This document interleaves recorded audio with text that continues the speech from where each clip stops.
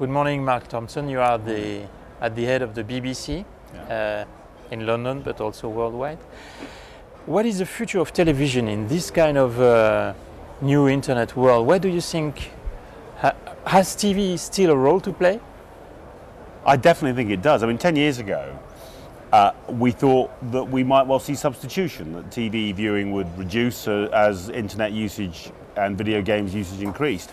But in many countries in the world, and certainly including Britain, the hours of passive TV viewing have gone up. I mean, people are watching more TV than they did 10 years ago.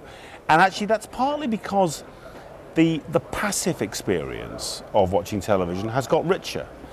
Bigger TV screens, flat LCDs and plasma screens, Dolby home cinema sound, HD, 3D coming. So there's been a lot of innovation in passive TV, and it's got its place, but, and it's a very big but, actually we're going to see on tablets and on many other mobile devices people watching TV in a very different context, and I've got no doubt that the connections between TV and the internet are going to get deeper and deeper and more profound.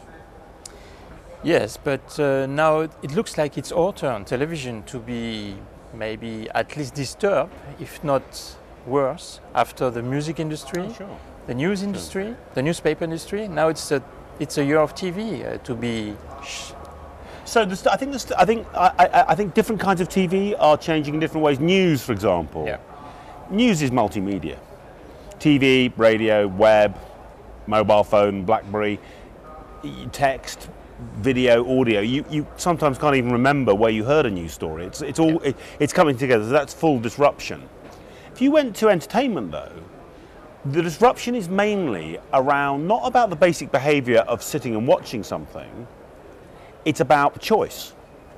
So a much bigger choice through many more channels, a much bigger choice because you're watching on via the internet.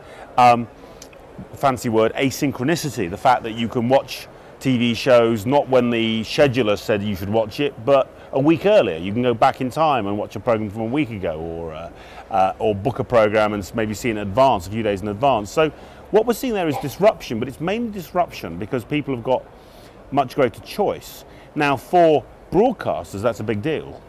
Harder to get people to watch advertising, harder to control the marketing flow and the messaging about programming. But what we're not seeing yet is, in entertainment, a complete revolution in behavior. It still feels, even if you're watching the program via BitTorrent or on the web in some way, it still feels quite traditional. You're still sitting and quietly watching a TV show. Yes, but you mentioned the growing amount of choice. Are you not afraid of being one application among 2,000 on the TV screen? Oh, sure. Well, I always think of the BBC that 20 years ago we were like Trooping the Colour. Yeah. Where you've got the soldiers in. We were the soldiers, and we had bright red uniforms and fur hats, and everyone knows who we are. Now it's more like combat in Afghanistan or Iraq. It's a much more difficult environment. Many more dangers. Prominence, being noticed, is much harder. But I think for really big brands like the BBC and France Télévisons, actually the brand associations the public have, the connection, the heritage, the connection between talent, underlying creative talent, and audiences mean we've got great advantages as well.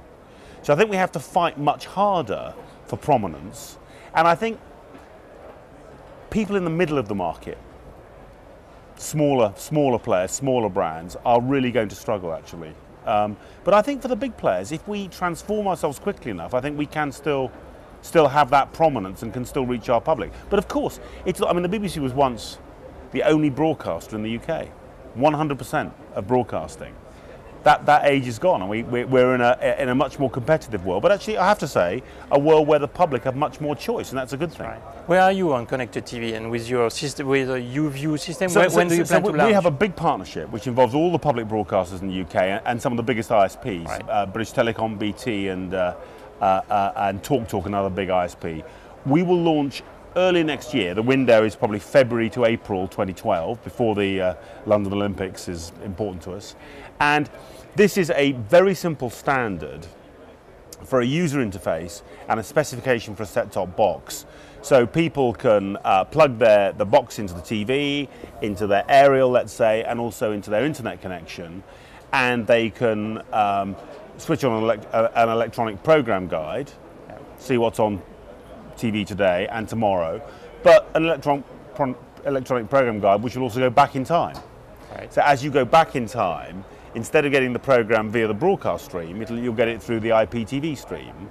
There'll be an app store, and we're hoping that many people will come and bring their services to this box. It's not going to be like a PC, it's not going to be a complex computer, but it's going to have quite rich functionality. So Early 2012, you say? Early 2012, yeah. You mentioned the telco. Do you have some concern about net neutrality, because video is a huge part and will be a growing part of the broadband? Well, here we are in this fantastic conference in the Tuileries. You won't find anyone, there's 1,500 people here, you won't find anyone who's not worried about net neutrality from one perspective or another. But what I would say is that our principal approach, I mean, of course we believe, I mean, the BBC stands for universal access to high quality content and services. Of course we believe that the internet, there should be a central part of the internet which is available to everyone, and where you don't get proprietary interests, particular companies throttling bits of the internet to favour their content or to exclude others. Of course we believe that. But we also believe, this is a kind of very sort of British pragmatic view of the world, if you like, that we've also got to work hard to make sure that the internet service providers have got viable business models. So for example, with UView, which we're creating alongside two very important ISPs, you know, we believe that, if you like, the slow lane of the internet should be fast enough that people get a decent service and there isn't differential throttling of content. But we think it would be a good idea if the ISPs were able to offer faster speeds alongside this slow speed, and were able to, as it were, decommoditize the prices, so they charge more for these higher speeds. So if you want to see BBC catch-up programming in high definition, you're going to pay more per month. And so if you use these services more, you pay more for them. And I think that's consistent with the idea that, you know, even when you've got those higher speeds, you still say, get into the car, drive along the slow lane of the internet, you get a proper service. Thanks a lot. Thank you very much. Thank you, Eric. Thank you. Mark.